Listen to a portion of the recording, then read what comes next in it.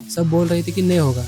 बहुत डिमोटिवेट भी किया लोगों ने। सबको तो जॉब मिलना थोड़ा मुश्किल ही है क्योंकि उतनी ओपनिंग भी होनी चाहिए ना मार्केट में। तो मैं तो ऐसा रिकमेंडेड करता हूँ कि जो भी फ्रेशर रहेंगे ना, उन्होंने स्टार्टअप से स्टार्ट करना चाहिए। था मेरा ड्रीम, मेरे को एक्चुअली पुलिस डिपार्टमेंट में जाना था। 10 साल के बाद 10 की जगह कितनी प्रोग्रामर लगेगी? 5 तक आ जाएगा काउंट। आज हम बात करने वाले हैं एक बैकएंड डेवलपर से जिनका इंडस्ट्री एक्सपीरियंस 4+ ईयर का है। आज हम उनसे जानेंगे एआई का इंडस्ट्री पर इम्पैक्ट, सैलरीज, अपॉर्चुनिटीज और सबसे इम्पोर्टेंट उनका mechanical engineer to backend developer तक का सफर। तो चलिए शुरू करते हैं। So hi Gauri, welcome to our video. Thank you Rishi for inviting me on this podcast. आपके बारे में हमारे ऑडियंस को थोड़ा सा और ओवरव्यू दीजिए। Okay, so my name is Gauri Shankar and I am currently working as a senior software engineer in Orectic Solutions LLP, which is the product-based company. It is a startup basically, and I work as a Node.js developer. You have how much years of experience currently? Actually, I have in the IT field it is a 4 years experience, and before that I have 2 years experience in the mechanical industry also. So you are basically from mechanical engineering. Yes, I have completed my engineering in mechanical, and I have worked in that industry also for the 2 years. After that, seeing their slow growth, so I have decided to switch into the IT industry. So I had done one course for the 3 months in the Tech Reel Institute, and after that I have placed here. तो basically mechanical में engineering किया था, तो mechanical में उस time job का थोड़ा ऐसा था कि बहुत कम अपॉर्चुनिटी थी अच्छी वाली। नहीं तो इंडस्ट्री में जाके आप जो लाइन पे काम रहते हैं, मशीनिंग के काम या जो प्रोडक्शन डिपार्टमेंट रहता है ना, उसमें थोड़ा था कि आपको उधर मशीन पे काम करना पड़ता था। तो इनिशियली मैंने वैसे नियर अबाउट 2.5 साल तक काम किया है। उसके बाद मैंने देखा कि वहाँ उतनी ग्रोथ नहीं हो रही थी और लर्निंग अपॉर्चुनिटी बहुत कम थी, क्योंकि उधर ऐसे लोग थे कि जो ITI करके आए थे, तो हम उनके साथ काम कर रहे थे। तो मेरे को लगा कि मैं कुछ तो गलत जगह काम कर रहा हूँ, तो कुछ ग्रोथ नहीं दिख रही थी उधर। तो मैंने डिसाइड किया कि कुछ तो दूसरा करना पड़ेगा। तो मैंने देखा कि मेरे दोस्त है ना, वो IT की क्लासेस कर रहे थे और IT में जा रहे थे, और उधर अपॉर्चुनिटी बहुत ज़्यादा अच्छी थी कंपेयर टू द मैकेनिकल। मतलब अगर 100 जॉब है तो उसमें से 80 जॉब ना IT में अच्छे वाले थे, वैसे कि मैकेनिकल में है अच्छे लेकिन डिज़ाइन में थे, जिसका काउंट था कि out of 100 there are 20 good jobs, और you can say the white collar job.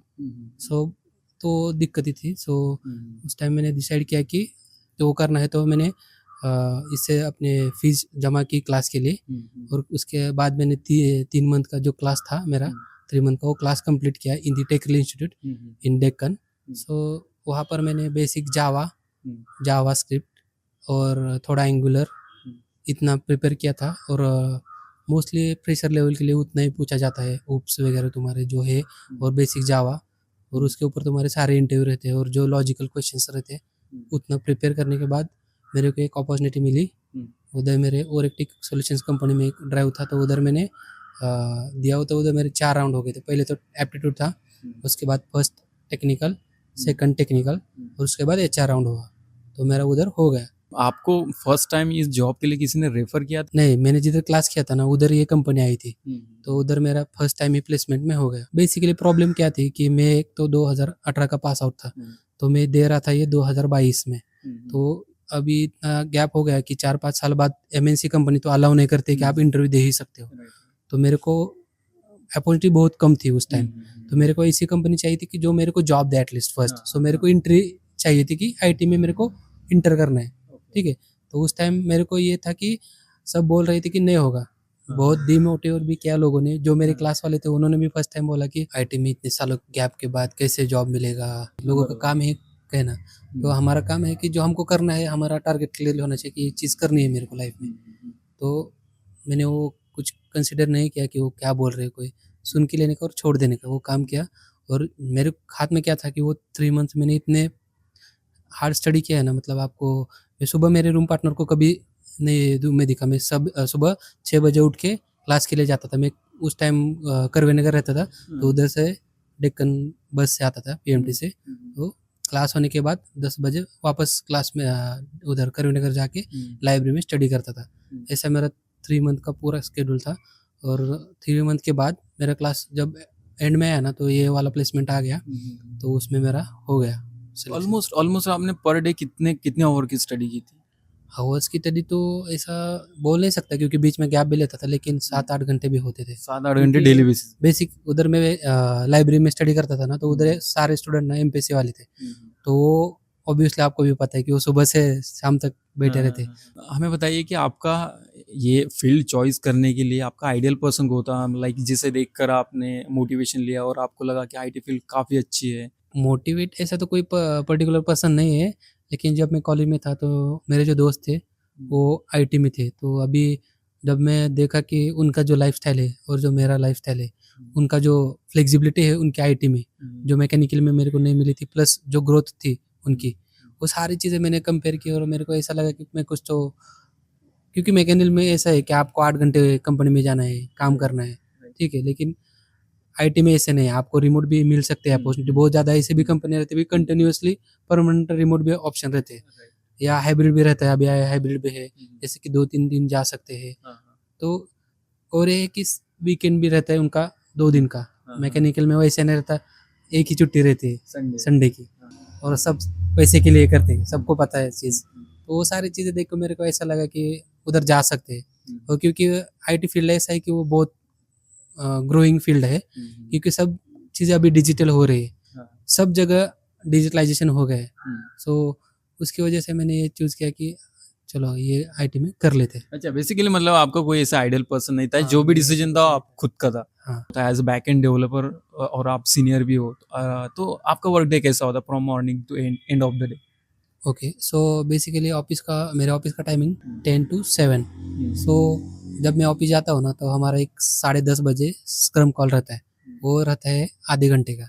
तो बेसिकली स्क्रम कॉल क्या रहता है कि आप किस टास्क पे काम कर रहे हो, जैसे कि मैं अभी कुछ एक टास्क कर रहा हूँ पर्टिकुलर ए, तो मेरे को बताना पड़ता है कि मैं ये टास्क कर रहा हूँ और मेरा स्टेटस क्या है उस चीज़ का, और मेरे को ये भी बताना पड़ता है कि वो कब कंप्लीट होगा, वो भी पूछते हैं कभी कभी। नहीं तो कभी ऐसा होता है कि कुछ छोटे टास्क रहते हैं, तो हो गया बोलते कि आज मेरा वो हो गया है और मैं और दूसरा टास्क है बी, उसके ऊपर काम करने चालू कर दूंगा, ऐसा रहता है। ये हो गया स्क्रम कॉल, तो आधे घंटे का स्क्रम कॉल रहता है। काम स्टार्ट करने से पहले हमको कुछ टास्क रहता है जीरा के ऊपर असाइन रहता है, तो उधर जाके चेक करने का कि नया कुछ असाइन है कि नहीं, जो असाइन है उसमें प्रायोरिटीज कौन कौन सी है। कैसे रहता है कि कुछ हाई प्रायोरिटी के टास्क रहते हैं, कुछ मीडियम के रहते हैं, कुछ लो प्रायोरिटी के रहते हैं। जैसे कि हमारा कुछ काम जल्दी करना है, जो सबसे इम्पोर्टेंट रहता है, तो उधर भी काम में वैसा रहता है कि टिकट रहते हैं जीरा के ऊपर, तो उधर आपको उस हिसाब से टिकट रहते हैं कि, तो आपको ये चेक करना रहता है कि मेरे को हाई प्रायोरिटी वाली कौन से है, मतलब वो मेरे को सबसे पहले काम करके डिलीवर करना पड़ेगा, तो मैं वो जाके चेक करता हूँ, और जो भी हाई प्रायोरिटी काम है वो पहले पिक करता हूँ, और उसके ऊपर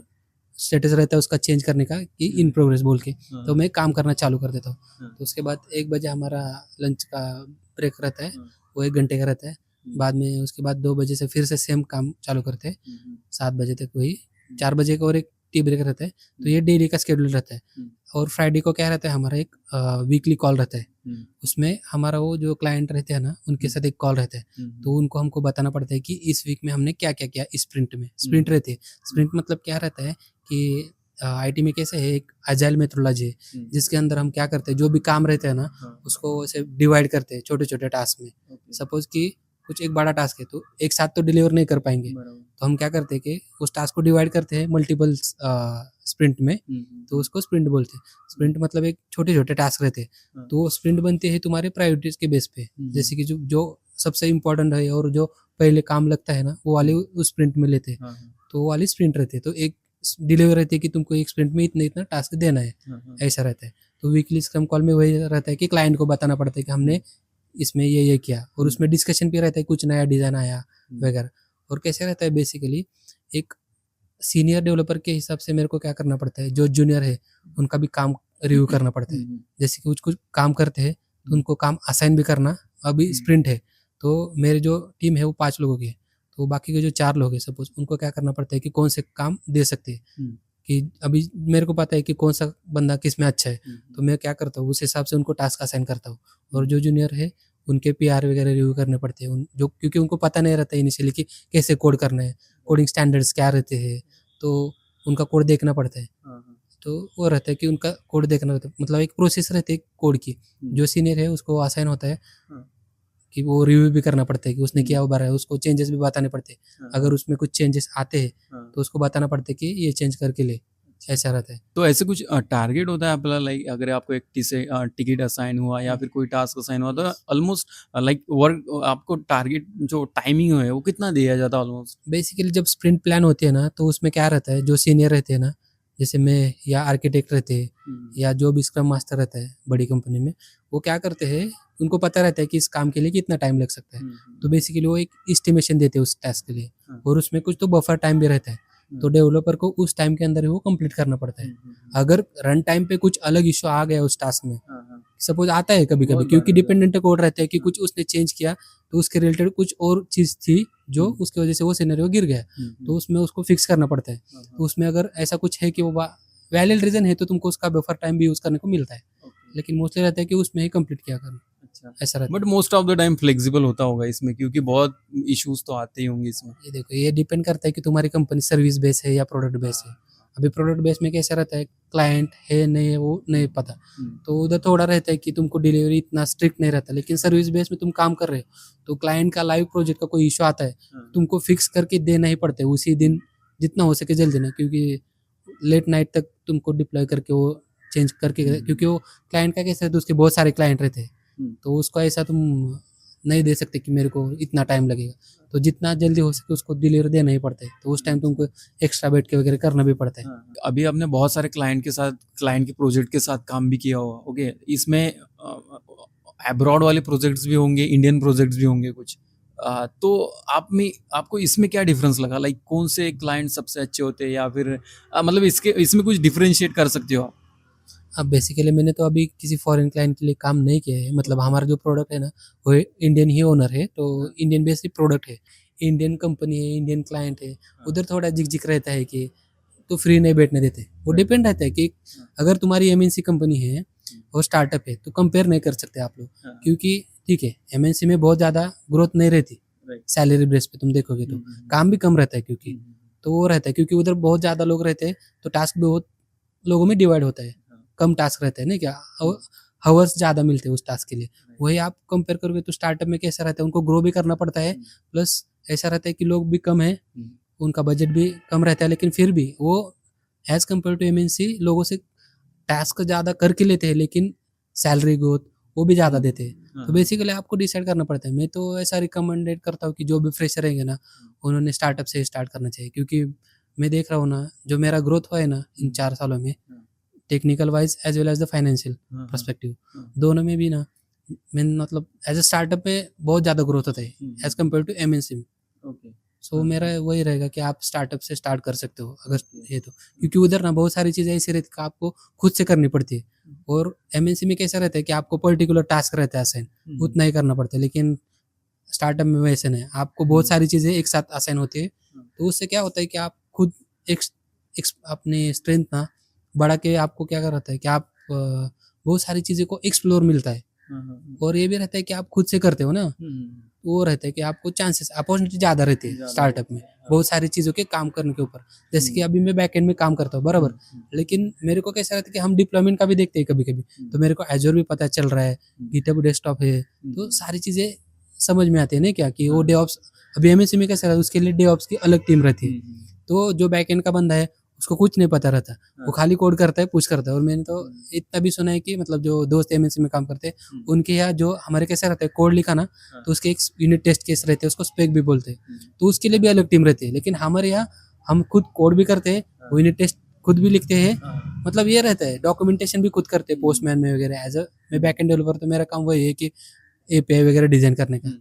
वो बेसिकली एपीआई एक टेक्निकल टर्म है जिसमें हमारा यूज़र का डेटा वगैरह लाते हैं, जो भी बिजनेस लॉजिक रहता है ना वो एपीआई से आता है इधर यूआई में। जो क्लाइंट रहता है ना, आपको जो यूज़र का दिखता है वो क्लाइंट रहता है, वो उसके बिहाइंड जो काम चलता है वो सारा सर्वर साइड पे चलता है, तो बिजनेस लॉजिक पूरा सारा सर्वर साइड पे रहता है।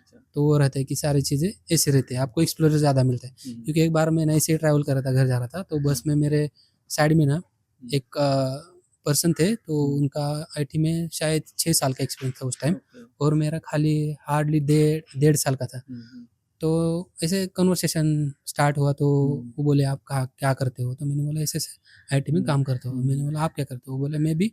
उन्होंने कुछ एमएनसी का नाम लिया, बड़ी हाँ, कंपनी है, तो उधर 6 साल से काम कर रहे हैं। हम्म, तो मैंने बोला आपने क्या क्या काम किया उधर? हम्म, तो उन्होंने 5 मिनट में, उनको ज़्यादा बताना नहीं आया, हाँ, क्योंकि वो बोले बेसिकली मैं तो 3 साल तो बेंच पे ही था। हाँ, हाँ, तो मैंने बोला, आपने क्या क्या काम किया? हम्म। मैंने तो उनको आधा घंटा पौन घंटा बताया। वो बोले आपने बहुत काम किया है हाँ, हाँ, कम टाइम में। तो मैंने बोला वही हो रहता है ना, स्टार्टअप है तो काम ज़्यादा मिलता है, तो सीखने को भी मिलता है। ओवरऑल मतलब आपका बताने का मोरल यही है कि मल्टीपल रिस्पॉन्सिबिलिटीज की वजह से आप हाँ। बहुत कुछ सीखने को मिलता है, बहुत ग्रोथ भी होती है कम ग्रोथ टाइम भी में। होती है। क्योंकि उधर कैसा रहता है कि आप टास्क ज़्यादा है तो आपको खुद से चेक करना पड़ता है। छोटी कंपनी में ऐसा नहीं रहता, बहुत क्लियर डॉक्यूमेंटेशन भी रहता है। एमएनसी में कैसा रहता है, प्रोसेस बहुत तगड़ी रहती है कि आपको डिजाइन डॉक्यूमेंट मिलेगा, सारी चीज़ें एकदम परफेक्ट मिलती है। हाँ। लेकिन एज अ स्टार्टअप में कैसा रहता है कि बहुत सारी चीज़ें खुद से करनी पड़ती है। हाँ। अभी हमारे यहाँ हम डिजाइन भी करते हैं, हाँ। हमारे ओनर इतना अच्छे कि मतलब वो बोलते हैं कि तुम सब चीज़ें खुद से करोगे ना तो तुम मास्टर बन जाओगे उसमें। राइट, तो डिजाइन भी करना पड़ता है। अभी हम जो जूनियर आते हैं ना उनको भी छोटे छोटे डिजाइन के टास्क देते थे। हाँ। नहीं तो ऐसा रहता है कि बाकी कंपनी आपको डिजाइन का टास्क मिलता है और खाली उतना ही काम करना पड़ता है। इधर वैसे नहीं, आप खुद सोचो भी, मतलब आपके खुद के इनपुट भी दो, तो उससे क्या होता है हमारा भी डेवलपमेंट होता है। कितने साल के एक्सपीरियंस के बाद आपको कोई भी चीज इससे नई नहीं लगेगी, सारा कुछ एकदम हैंडी लगेगा, ऐसे स्टेज आती है इसमें? तो बेसिकली ये चीज़ आईटी में आना मुश्किल लगता है क्योंकि सब चीज़ें नई रहती है। एज तुम अगर प्रोडक्ट बेस्ड कंपनी में काम कर रहे हो तो हर एक फीचर नया आता है, ठीक है। तो हर चीज़ नई रहती है, तो हर दिन जाके पता नहीं चलता आपको कि क्या काम करना है। तो ऐसा रहता है कि, लेकिन एक चीज़ है कि आपको ये आदत हो जाती है धीरे धीरे कि आपको काम कैसे करना है। तो उससे ना ये कौन सा भी काम आ जाए तो बेसिकली बेसिक वही रहता है कि आपको सर्च कैसे करना है उसका। और जितना हो सके ना आईटी में ऐसा है कि वो जो टास्क है आपको वो अंडरस्टैंड करना पड़ता है कि करना क्या है। बहुत टाइम ये होता है कि लोगों को पता ही नहीं चलता कि मेरे को करना क्या है। तो आपको एक बार पता चला कि मेरे को करना क्या है तो कैसे करना है वो तो एक्सपीरियंस से आ जाता है, तो वो रहता है। हाँ, अगर ये आप एक कंपनी में बहुत ज़्यादा साल हो तो आपको ये पता चलता है कि कैसे काम करता है, कहाँ पे क्या चलता है। तो आप हैंड्स ऑन हो जाता है वो 3-4 साल में, एक्सपर्ट हो जाता है। आप जैसे बोल रहे हो ना, जैसे कि 4 साल कर मेरे को पता है कि हम क्या कर रहे हैं, कैसे हमारे यहाँ, क्योंकि 4 साल काम किया तो पता है ना कि कैसी चीज़ें चलती है इधर। तो पाइपलाइंस क्या है, सो जो भी टास्क आते हैं किस हिसाब से रहते हैं, रेफरेंस भी मिलते हैं, तो ये हो जाता है। लेकिन आप ऐसा कंफर्ट है ऐसा नहीं बोल सकते क्योंकि नई चीज़ें आती है हर बार, हर दिन नए हाँ, तो चैलेंजेस रहते हैं कि वो जाके सर्च करना पड़ता है। अगर सेम चीज़ अगर आपने प्रीवियस की है तो हो जाता है, लेकिन ऐसा रहता है टास्क कभी कुछ किया नहीं है और उसके ऊपर काम आ जाए तो आपको ज़्यादा बैठ के वो अंडरस्टैंड करके वो करना पड़ता है, तो वो बैलेंस रहता है। अच्छा, ऐसा रहता है। मतलब ऐसे मास्टर्स लेवल जैसा ऐसा कुछ भी नहीं है, हर दिन आपको नया टास्क आएगा तो नए चैलेंजेस भी आएंगे और नई चीजें सीखने भी पड़ेंगी टाइम के मास्टर साथ। लेवल मतलब मैं एक बात बताओ क्या, जो हमारे आर्किटेक्ट है ना वो हमको बहुत, और हमारे ओनर हो मोटिवेट लगता है उनको देख के, क्योंकि जो मैंने डिफरेंस देखा ना, आप जो बोल रहे हो ना, वो मास्टर के ऐसा कुछ नहीं रहता, वो अपना माइंड सेट रहता है लोगों का कि कोई चीज़ करनी है ना तो आपका माइंड सेट कैसा है। मतलब जब हम आए थे इस कंपनी में तो हमारे साथ कुछ टास्क आ गया था, अरे क्या होगा कि नहीं होगा कि नहीं, लेकिन मैं उनको देखता हूँ तो उनका ऐसा है कि ठीक है हो जाएगा, खाली कैसे करना है वो देखना है हमको। तो बेसिकली वो डिफरेंस रहता है, तो आपको उससे कम और हो गए ना तो आपको पता चलता है कि कुछ नहीं, सब चीज़ें हो सकती है। तो पॉजिटिव माइंड सेट और करने की ये जो इच्छा शक्ति बोलते हैं ना, तो वो रहता है चीज़। It's just power of mindset, like mindset, yes, कि आप कैसे सोचते हो। अभी कोई काम है, एक बंदे को बोला कि करो, वो बोला क्या है काम करना है, उसको बेसिकली करना ही नहीं रहता है, उसका माइंडसेट वैसा बन गया होता है। लेकिन जिसको करना है ना वो फटक से कर देता है वो काम, वैसा रहता है। हमारा जो माइंड है ना वो हम जैसे ट्रेन करते हैं ना उसको, उसके ऊपर डिपेंड करता है। और पॉजिटिव थिंकिंग बहुत इंपॉर्टेंट है। कोई सी भी चीज़ लाइफ में ना ऐसे डिफिकल्ट नहीं रहती, खाली हाँ उसको टाइम देना पड़ता है। कोई सी भी चीज़ में टाइम देना पड़ता है, समझना पड़ता है क्या चीज़ है वो, कैसे करना है, वो ये सारी चीज़ रहती है। लेकिन उस सब में ये रहता है कि हम खुद देखते हैं कि नहीं। बहुत सारे लोग क्या रहता है, सुनी सुनाई बातों पे ध्यान रखते हैं। जैसे किसी ने बताया कि ये चीज़ नहीं होगी तो खुद नहीं देखता है कि होती है कि नहीं, वो जाके चेक करनी पड़ेगी खुद, क्योंकि ऐसा रहता है बहुत सारे लोग ऐसा है कि उन्होंने खुद देखा नहीं रहता, उसको भी किसी ने तो बताया रहता है कि नहीं भाई ये चीज़ नहीं हो सकती, तो उसको भी लगता है नहीं ये नहीं हो सकती, या ये चीज़ बहुत हार्ड है करने को। जैसे कि अभी कोडिंग बहुत हार्ड है करने को, ये सब रहता है। मैंने देखा है कि हमारी कंपनी में ना बहुत सारे आईटी वाले लोग हैं ना क्यूए का काम करते हैं, और जो नॉन टेक्निकल से आते हैं वो डेवलपर का काम करते हैं, प्रोग्रामिंग का काम करते हैं। तो वही रहता है कि तुम्हारा माइंडसेट कैसा है। और कुछ लोगों को करना ही नहीं रहता, मेरे को नहीं भाई डेवलपर का झंझट नहीं चाहिए मेरे को। हाँ, सब लोगों को लगता है कि वो जो कि मतलब हेडेक रहता है कि वो डेवलपमेंट करो, हम्म, ये करो, हाँ, उससे अच्छा QA बन जाओ। हाँ, तो ऐसा रहता है, हर किसी का माइंडसेट रहता है, उसके ऊपर वो डिपेंड रहता है। कि आप कितना एफिशिएंट हो हाँ, उसमें। क्योंकि अभी देखो हमारे यहाँ भी वैसे ही रहता है।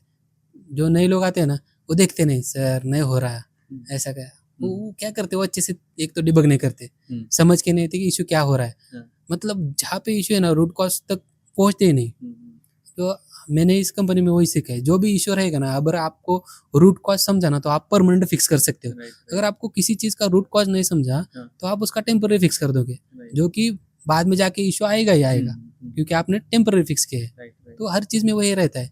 अगर आपको कुछ तो बीमारी है, आप डॉक्टर के पास गए हाँ, और वो डॉक्टर को समझा नहीं कि उसका रूट कॉज क्या था। क्या उसने कुछ तो दवाई दे दी आपको, हाँ, थोड़े दिन के लिए अच्छा लगा, हम्म, लेकिन बाद में उसकी परेशानी होगी। बराबर, तो वही रहता है सब चीज़ में, कोई भी काम रहेगा, अगर आपको रूट कॉज नहीं पता चला और आपने उसका परमानेंट फिक्स नहीं किया, तो वो काम चलने वाला नहीं है। राइट, राइट, वो यही चीज़ें रहती है। एक एक जो बोलते हैं ना फ्रेशर और एक एक्सपीरियंस बंदा, हाँ, उसमें यही डिफरेंस रहता है। उसको पता रहता है कि रूट कॉज क्या है और हम्म, उसको कैसे फिक्स करना है, क्योंकि बहुत सारे सिनेरियो रहते हैं, सारे सिनेरियो फिक्स करने पड़ते हैं। हाँ, तो ऐसा रहता है बेसिकली। क्या जूनियर मिड और सीनियर के लिए अपॉर्चुनिटीज कैसे रहती है इसमें? अपॉर्चुनिटी तो है, लेकिन अभी कैसा है, बहुत सारे स्टूडेंट पास आउट होके मार्केट में आ रहे हैं, तो सबको तो जॉब मिलना थोड़ा मुश्किल ही है, क्योंकि उतनी ओपनिंग भी होनी चाहिए ना मार्केट में। हम्म, तो जो जिसके पास स्किल है ना, तो उसको चांस मिलता है। हम्म, अभी प्रॉब्लम वही है कि कॉलेज का जो रहता है ना, उसमें उतना स्किल सेट डेवलप नहीं होता है, इसीलिए आपको फिर से कोई तो क्लास करना पड़ता है सप्लीमेंट्री उसके बाद भी, क्योंकि इंडस्ट्री लेवल जो चीज़ें लगती है ना, वो आपको उधर नहीं होती है प्रिपेयर। तो आप कोई तो क्लास करते हो, उसके बाद जो चीज़ें इंटरव्यू के लिए लगती है इंडस्ट्री, जैसे बोलते हैं कि आप इंटर्नशिप में जो पता चलते हैं ना चीज़ें, तो उसके लिए वो करना पड़ता है। थोड़ा है, फ्रेशर के लिए थोड़ा स्ट्रगल है, जब तक आप एंट्री नहीं करते ना किसी कंपनी में, तब तक आपके लिए स्ट्रगल है। तो थोड़ा पेशेंस रखने के बाद मिल सकता है, ऐसा नहीं कि जॉब नहीं मिलेगा, लेकिन ढूंढना पड़ेगा। और ऐसा नहीं, कोई फिल्टर नहीं रखना कि मेरे को MNC में ही जाना है या कोई पर्टिकुलर यही कंपनी में जाना है। नहीं तो ऐसा रहता है कि मेरा ड्रीम कंपनी है TCS, उधर ही जाना है, ऐसा नहीं रहता। आपको जो भी मिले जॉब, वो पहले ग्रैब करके लेने है अपॉर्चुनिटी, और उसमें एक बार एक्सपीरियंस हो गया ना, तो आप जा सकते हो, जहाँ पे भी जा सकते हो, जो भी आपका ड्रीम्स कंपनी है, जो भी कर सकते हो आप। तो वैसा है। और जो मिड लेवल और सीनियर लेवल है ना, तो उनके लिए अपॉर्चुनिटी है, लेकिन अगर आपने अपना स्किल अप किया तो, क्योंकि कैसे रहता है, अगर 4 साल या 5 साल वाला एक्सपीरियंस वाला है कोई बंदा, तो कंपनी को एक्सपेक्ट रहता है कि उसको कोडिंग तो आना ही चाहिए, प्लस टीम मैनेजमेंट आना चाहिए, प्लस कोड रिव्यू आना चाहिए, प्लस आर्किटेक्ट लेवल का जो डिज़ाइन रहता है, अभी स्पेसिफिक टू बैकएंड बोलो तो API डिज़ाइन आना चाहिए उसको, थोड़ा डिप्लॉयमेंट का भी पता होना चाहिए, क्लाउड पता होना चाहिए, क्योंकि वो चीज़ें लगती है। और आप एज अ आर्किटेक्ट काम कर रहे हो, किसी टीम को लीड कर रहे हो, तो ये चीज़ें आपको होनी चाहिए पता।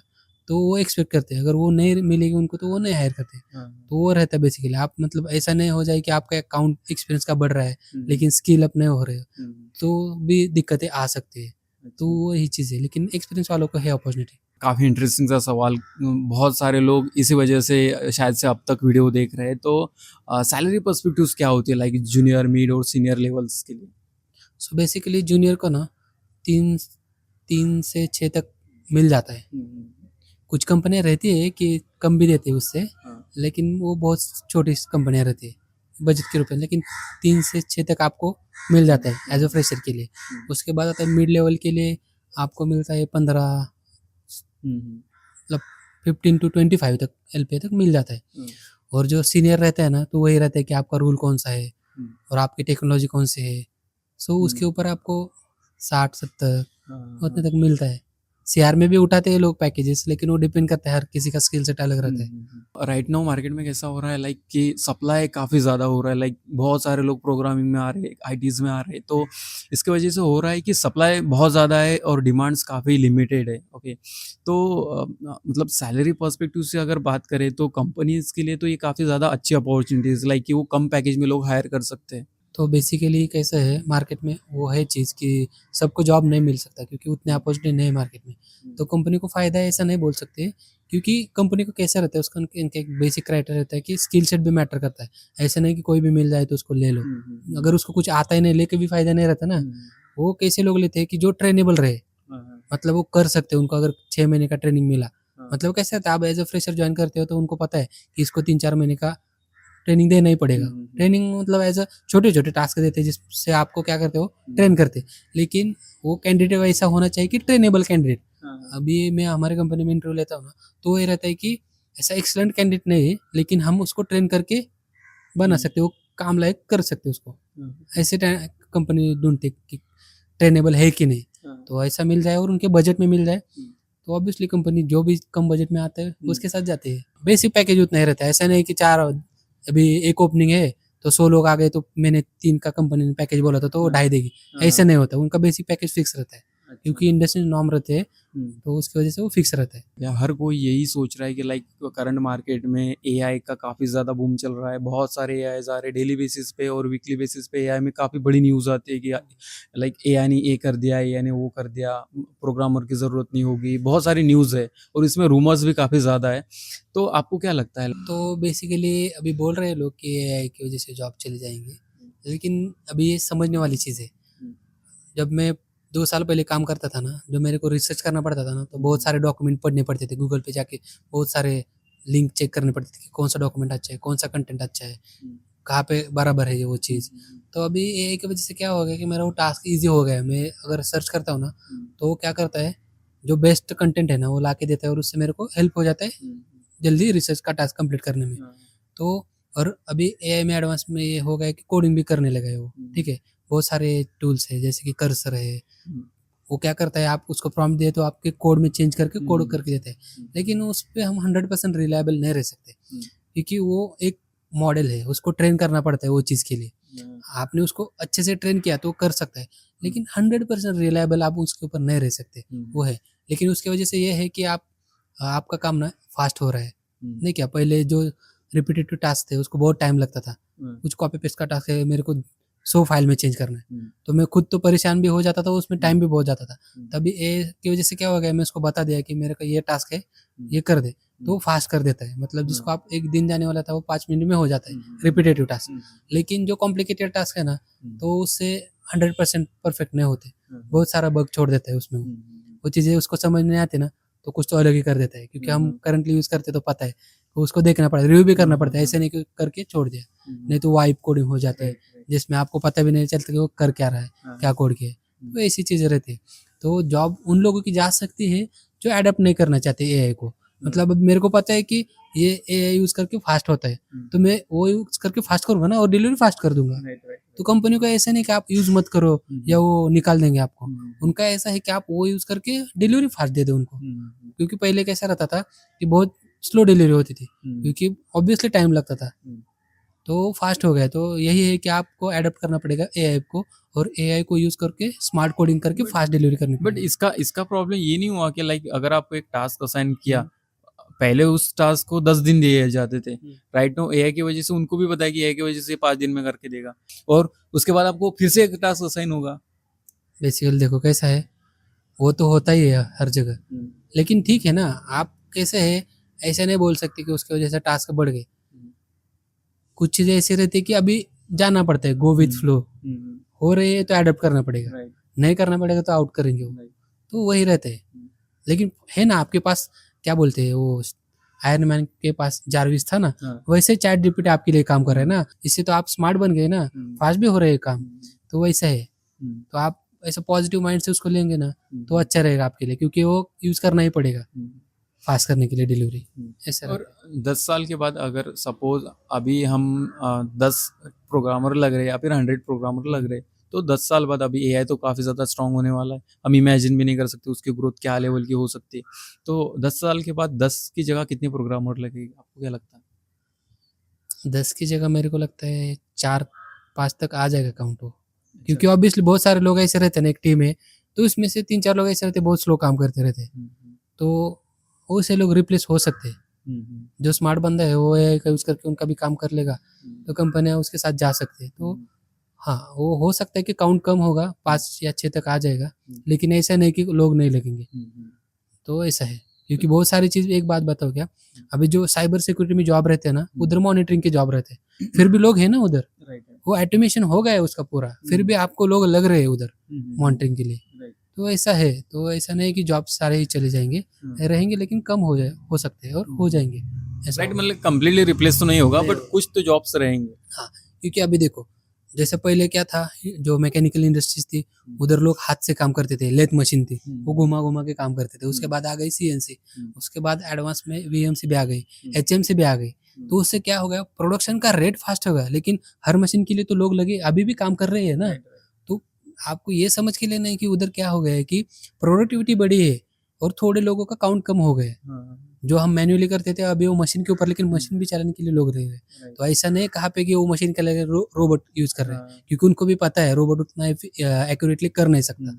तो वैसा ही उनको कोई रिप्लेस नहीं कर सकता। बिगनर्स को आप क्या गाइड करना चाहोगे? लाइक अभी बहुत सारे लोग कॉलेज में होंगे या फिर कोई डिप्लोमा कर रहा होगा या फिर कोई क्लासेस कर रहा होगा।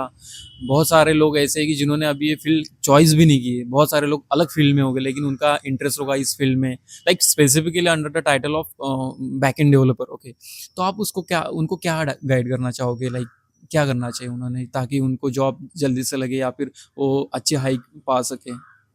तो बेसिकली अभी क्या करना पड़ेगा उनको, मार्केट में जो चीज़ें चल रही है, जैसे एआई चल रहा है, मशीन लर्निंग है, तो उसके लिए क्या लगता है, पाइथन लगता है। तो पाइथन आना चाहिए, थोड़ा डेवऑप्स, मतलब एज अ फ्रेशर आप बहुत सारी चीज़ें लर्न करते हो ना, तो कंपनी के पास भी ये रहता है कि इस बंदे को, अभी देखो 2 लोग आ गए जिसके पास थोड़ा 4 स्किल सेट है, जिसके पास 7 स्किल सेट है, तो आप किसको चूज करोगे? ऑब्वियसली 7 वाले के साथ जाएंगे। तो वही रहता है, कंपनी चेक करते हैं कि आपको कितनी स्किल सेट है। तो बेसिकली वही है कि, और कंपनी को ऐसा नहीं कि एज अ फ्रेशर के लिए बहुत ज़्यादा एक्सपेक्ट करते हैं, वो आपसे बहुत कम चीज़ें एक्सपेक्ट करते हैं। बेसिक जावास्क्रिप्ट आना चाहिए, उप्स कंसेप्ट आने चाहिए, क्योंकि वो ना उप्स कंसेप्ट है ना, वो सबका कोर रहता है, उससे बहुत ज़्यादा प्रॉब्लम सॉल्व होते हैं ना। क्या डेली प्रोग्रामिंग एक बहुत स्ट्रॉन्ग स्केलेबल प्रोग्रामिंग बनती है उससे। तो फ्रेशर लेवल पे आप जो चीज़ें मार्केट में चल रही है ना, वो लेके कर सकते हो। और फ्रेशर को कैसा है, पता नहीं रहता कि कौन सा प्रिपेयर करना है इंटरव्यू के लिए। तो आप कहाँ पे भी जाओगे ना, सर्च करोगे कि मेरे को इस रोल के लिए इंटरव्यू देना है, तो आपको बेसिक उधर 15-20 क्वेश्चन मिल जाएंगे, उसमें से 4-5 तो वो पूछ ही लेते हैं। प्लस और क्या कर सकते हो, अभी आप कुछ स्पेसिफिक कंपनी में इंटरव्यू देने जा रहे हो, टीसीएस से, तो मैं चेक करूंगा, एक प्लेटफॉर्म है ग्लासडोर बोल के, तो उसके ऊपर फ्रेशर को टेक्निकल क्वेश्चन क्या पूछते हैं उस रोल के लिए। तो प्रीवियसली जितने इंटरव्यू हुए होते हैं ना, तो उसके बहुत सारे लोग क्वेश्चन डालते हैं उधर, तो उधर से भी आपको 10-15% क्वेश्चन मिल जाते हैं आपके इंटरव्यू में, जो पूछे जा सकते हैं। आप पता कर सकते हो कि क्या क्या पूछा जा सकता है और गेस कर सकते हो, और उतना प्रिपेयर कर सकते हैं। मैंने बहुत सारे लोग देखे कि वो पूरा डीप में जाते हैं, ज़रूरत नहीं ना, आपको क्या चाहिए, एंट्री करनी है, तो उस रोल के लिए जो भी बेसिक रिक्वायरमेंट है ना, वो अच्छे से करो, विथ एग्जाम्पल करो, जो भी चीज़ें पूछते हैं वो विथ एग्जाम्पल एक्सप्लेन करो। क्योंकि बहुत सारा ऐसा रहता है कि वो थ्योरेटिकली बता देते हैं, लेकिन उनको पता नहीं रहता कि चीज़ क्या है। तो अगर सामने वाला का इंटरव्यू जो ले रहा है ना इंटरव्यूअर, उसको ये रहता है कि इसको आता है कि नहीं, तो उसको कैसे पता चलेगा? आप अगर उस चीज़ के एग्जाम्पल दोगे, उसको कोड करके दिखाओगे, तो वही है। अभी आप बेसिक लेवल के जो क्वेश्चन है वो ये सारी चीज़ें करके कर सकते हो। और उसके बाद ये रहता है कि आपको खुद को भी डिसाइड करना पड़ेगा कि आपको क्या करना है। अगर आपको बैकएंड में जाना है तो आपको एपीएस कैसे रहते हैं, क्या रहते हैं, उनका मतलब पोस्टमैन यूज़ करना आना चाहिए। बेसिक एक क्यूके के साथ फ्रेशर को ना असाइनमेंट देते हैं बहुत सारी कंपनी, तो आपको खुद को भी वो असाइनमेंट क्रेडाई ऑपरेशन देते हैं, जैसे कोई रिकॉर्ड क्रिएट करना है, अपडेट करना है, डिलीट करना है, तो एपीआई कैसे लिखना है, तो एपीआई के हेडर्स क्या रहते हैं, उसमें एचटीटीपी मेथड्स क्या रहते हैं, प्रोटोकॉल क्या रहते हैं, बॉडी में कौन कौन से टाइप का डेटा जाता है, हेडर्स के टाइप कौन कौन से है, ऑथेंटिकेशन कैसे रहता है, कैसे सिक्योर कर सकते हो, कितने टाइप के ऑथेंटिकेशन है। सो ये बेसिक चीज़ आप करके जाओ तो आपका होने के चांसेस बहुत ज़्यादा बढ़ जाएंगे। और एक चीज़ है कि लाइक काफ़ी सारे लोग ऐसे हैं कि लाइक वो इंस्टीट्यूट्स में या हो गया या फिर कॉलेजेस में लाखों रुपए की फीस भर रहे हैं अभी, और बहुत सारे एक्सपीरियंस लोग बोलते हैं कि इतनी ज़रूरत भी नहीं है। तो आप इस चीज़ पे क्या बोलना चाहोगे? हाँ, तो हो बेसिकली ये मेरे पास एक परफेक्ट एग्जांपल है इसके लिए। तो मेरा एक दोस्त है, उसने सीडेक किया, जिसकी फ़ी आई थिंक 90,000 थी कुछ तो उसने वो सीडेक किया और एचएसबीसी में उसको जॉब मिल गया। ठीक है, तो उसका ये था कि उसको पैकेज मिल गया कुछ तो 4-5 का था, 4 का आसपास मिल गया था। तो मैंने क्लास किया 10,000 वाला, 10 नहीं, मेरे क्लास की फ़ी 13 के कुछ तो थी। तो आप कंपेयर करोगे तो देखो कितनी कम है, और उसका 8 महीने का क्लास था और मेरा खाली 3 महीने का ही क्लास था, तो मेरे को भी जॉब मिल गया और मेरा भी अच्छा ही है अभी। तो वही है कि आप ऐसा नहीं है कि आपको ज़्यादा पैसे डाल के ही करना है। मैं तो बोलता हूँ ये क्लास करने की भी ज़रूरत नहीं है अगर आप आईटी से बिलोंग करते हो। मैंने क्लास क्यों लगाया, क्योंकि मैं मैकेनिकल से बिलोंग करता था, मेरे को बेसिक भी नहीं पता था। तो एक इंसान का ये रहता है कि इनिशियल लेवल को आपको फास्ट ग्रो करना है, तो मेरे को कुछ तो एक चाहिए सपोर्ट। तो उस टाइम मैंने वो, क्योंकि मेरे को पता नहीं था ना कि कौन कौन सी चीज़ें करनी है, तो मेरे को बेसिकली उस टाइम मेंटर की ज़रूरत थी जो मेरे को उस क्लास के थ्रू मिला। तो वो रहते हैं। लेकिन आपका अगर बैकग्राउंड ही आईटी है तो आपको सब चीज़ें पता रहती है, तो आप खुद लर्न कर सकते हो। यूट्यूब पे बहुत फ्री कंटेंट है अवेलेबल, बहुत सारे डॉक्यूमेंट भी मिलते हैं, जैसे कि जावा टी पॉइंट है, उधर आपको जावा का सब मिल जाएगा। ग्रीक ऑफ ग्रीक्स जो वो भी बहुत अच्छा है, W3 स्कूल वो भी बहुत अच्छा डॉक्यूमेंट है, उधर आप सेल्फ लर्निंग करना है तो कर सकते हो। तो बहुत सारा ऐसा कंटेंट अवेलेबल है। अगर आपका खुद का ऐसा है कि मैं खुद से कर सकता हूँ तो आप कर सकते हो। ऐसा नहीं कि आपको वो क्लास ही करने पड़ेंगे, वो है। क्योंकि मेरे बहुत सारे ऐसे दोस्त भी हैं जो विदाउट क्लास करके सेल्फ प्रिपेयर करके उन्होंने इंटरव्यू दिया और उनका भी लग गया है पैकेज। तो ऐसा है। तो ऐसा ज़रूरत नहीं कि ज़्यादा पैसे वाला क्लास करना है उससे होगा, ऐसा कुछ चीज़ नहीं है। वो सब हम बैरियर बना के रखते हैं, तो ऐसी कुछ चीज़ है नहीं। और ऐसा कुछ है कि लाइक अभी बहुत सारा फ्री मटेरियल भी है, यूट्यूब पे हो गया, फिर काफ़ी प्लेटफॉर्म्स है वहाँ पे फ्री मटेरियल्स है, और इसका यूज़ करके भी आई थिंक हो सकता है, राइट? हाँ ऑब्वियसली हम भी यूज़ करते हैं कभी कभी। अगर कोई मेरे को चीज़ पता नहीं है तो उसके बारे में किसी को पता है तो मैं ऑब्वियसली यूट्यूब से उसकी चीज़ें उससे लर्न करता हूँ। मतलब एज अभी मैं एक्सपीरियंस हो गया तो मैं ऐसा नहीं कि मैं लर्न नहीं करता। आईटी में ऐसा है, आपको कंटिन्यूस लर्निंग प्रोसेस रहती है। अगर कोई भी नई चीज़ है तो ऐसा नहीं कि मैं बोल सकता मैं तो फ्रेश, मैं तो एक्सपीरियंस वाला हूँ, ये यूट्यूबर अभी तो ये इसका कितने है, मतलब इसको क्यों मैं खुद से देखूँ, ऐसे नहीं रहता। जो भी फास्ट रहेगा ना, कैसा रहता है लर्निंग एज विल, जो विजुअल रहता है ना उससे फास्ट लर्निंग होता है। राइट। तो वो रहता है, हर किसी का अलग अलग रहता है। अगर आप पढ़ के करना चाहते हो उसको टाइम लग सकता है। अगर कोई डायरेक्ट प्रैक्टिकली दिखा रहा है यूट्यूब में कोई चीज़ तो उससे फास्ट लर्न हो सकता है। तो ये रहता है। अभी ना काफ़ी इंटरेस्टिंग सा सवाल, लाइक कि अभी आप एक्सपीरियंस्ड हो तो काफ़ी सारी चीज़ें पास्ट में आपने काफ़ी सारी मिस्टेक्स की होगी, बहुत सारी चीज़ें आपने गलत वे में आप गए होंगे, फिर से आपने रिसेट किया होगा, फिर से इस वे में, तो इसमें टाइम काफ़ी ज़्यादा गया होगा, बहुत सारी चीज़ें हुई होंगी ऐसी। तो आज अगर आप बिगनर होते तो आप ऐसी कौन सी मिस्टेक है जो आपने की है वो आप नहीं करते? वो अच्छा सवाल है आपका, क्योंकि फ्रेशर लेवल पे ना ये नहीं पता चलता है कि करना क्या है उधर जाके कंपनी में। तो जो जितना आता है उतना करते जाते हैं, डर भी रहता है इनिशियल लेवल पे, लेकिन आपको डरना नहीं चाहिए। मैं बोलता हूँ कि जितने भी हार्ड टास्क है ना कंपनी में आप अपने ऊपर लो और उसमें पार्टिसिपेट करो। क्योंकि कैसा रहता है, आप डरते हो इनिशियली कि मेरे से होगा कि नहीं, लेकिन आप नहीं करोगे तो आपसे नहीं होगा वो। तो जितना आप हार्ड टास्क लोगे ना कंपनी में, जितने कॉम्प्लेक्स टास्क करते जाओगे ना, तो खुद को भी कॉन्फिडेंस आएगा और आपका खुद का एक कॉन्फिडेंस बढ़ जाएगा ना, तो आपका ग्रोथ भी होगा। क्योंकि सबको पता रहता है कि कौन काम करता है, क्या करता है, तो वो सब चीज़ें ट्रैक होती है।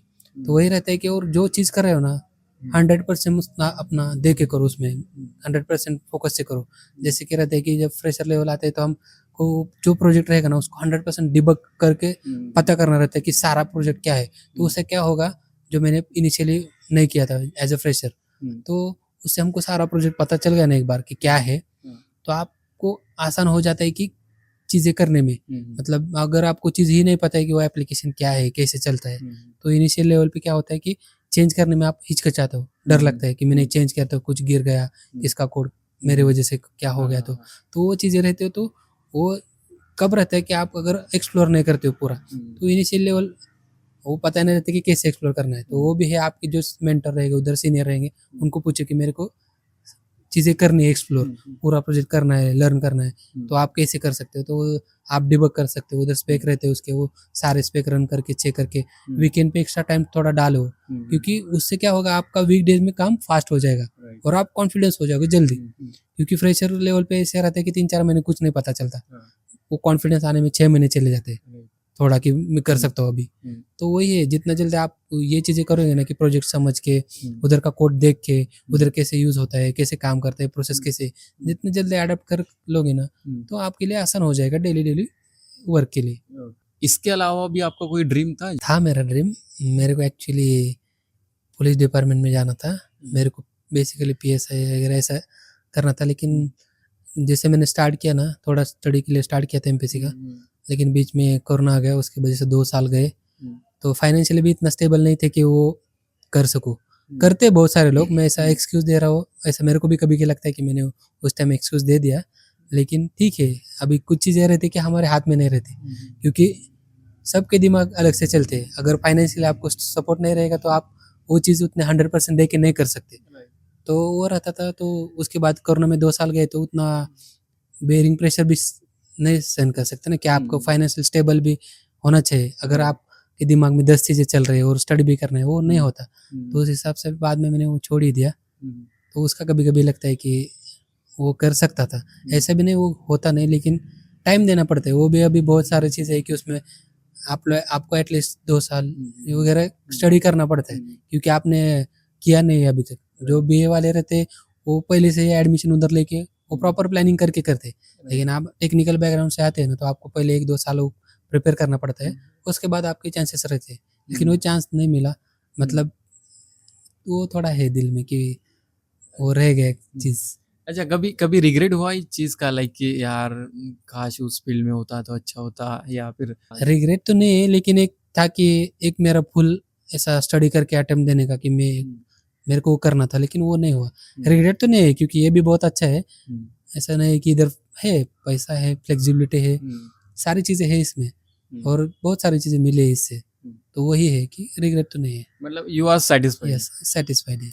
हर जॉब में ना थोड़ा रहता है, काम में रहता है, लेकिन अगर आप काम को ना एज अ बर्डन लेके करोगे ना, तो ये चीज़ें होती है। आप उसको एंजॉय करो ना, जो कर रहे हैं ना चीज़, अगर उसको आप एंजॉय करते हैं ना, क्योंकि आपको भी पता है, अगर मैं जाके कुछ काम करता हूँ ना, उधर एक आधा टास्क कंप्लीट करता हूँ, मेरे को इतना मतलब अच्छा फील होता है ना, तो वो है, आप एंजॉय करो ना जो कर रहे हो उसको।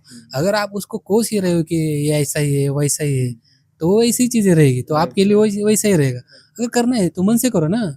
तो जो चीज़ आप कर रहे हो ना, उसमें अगर आप अच्छे से करोगे ना, तो आपको ये अच्छा लगेगा। क्योंकि ऐसे नहीं, जो आप कर रहे हो ना बहुत डिफिकल्ट चीज़ है, ऐसा भी नहीं कि कोडिंग करना बहुत आसान चीज़ है, हर किसी को जमेगा। तो आप बहुत डिफिकल्ट वाला काम कर रहे हो, तो उसको आप खुद सेटिस्फाई अप्रिशिएट खुद करना चाहिए, ना कि कोई दूसरा करे। खुद को भी अप्रिशिएट करना आना चाहिए। अगर आप खुद ही नहीं कर सकते, तो वो आता है कि फ्रस्ट्रेशन आ जाएगा, डिप्रेशन आ जाएगा, वो आप जो बोल रहे हो वो सब चीज़ें होती है, वो इस केस में होते हैं। लेकिन अगर वो इनिशियल लेवल हो सकते हैं, लेकिन आपको एक बार पता चला ना कि ठीक है, मेरा ये काम है, मेरे को अच्छे से करना है। बेसिकली हमने आपको काफ़ी सारे सवाल पूछे, काफ़ी सारे जवाब आपने दिए, और आप कैसा फील कर रहे हो अभी राइट नाउ?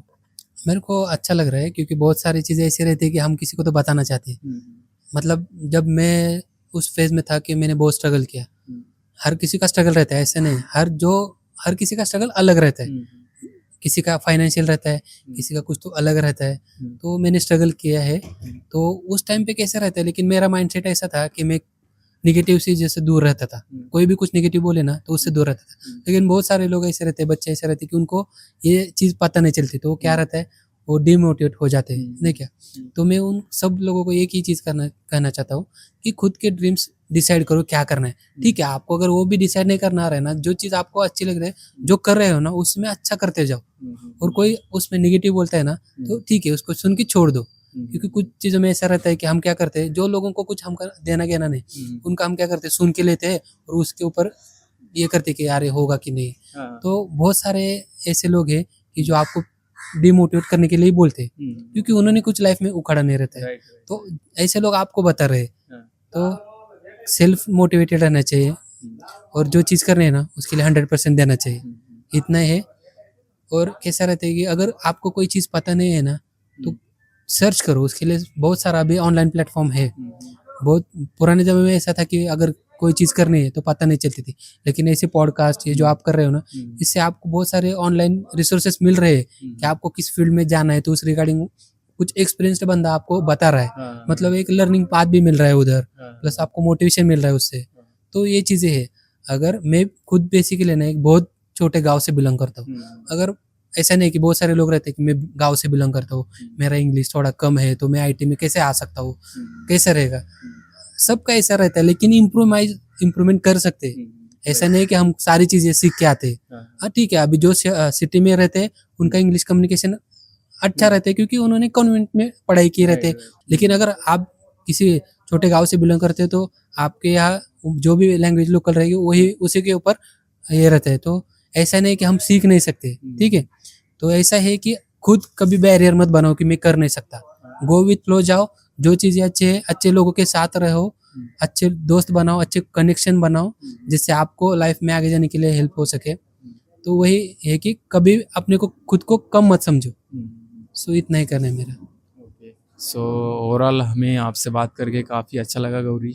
और और काफ़ी जो बिगनर्स होंगे या फिर जो लोग काफ़ी स्टक होंगे अपने लाइफ में, तो उनके लिए भी ये काफ़ी हेल्पफुल होगा। तो ऐसे ही वीडियोस हम लाते रहेंगे आपके लिए। तो be with us and like share and subscribe. See you in next video.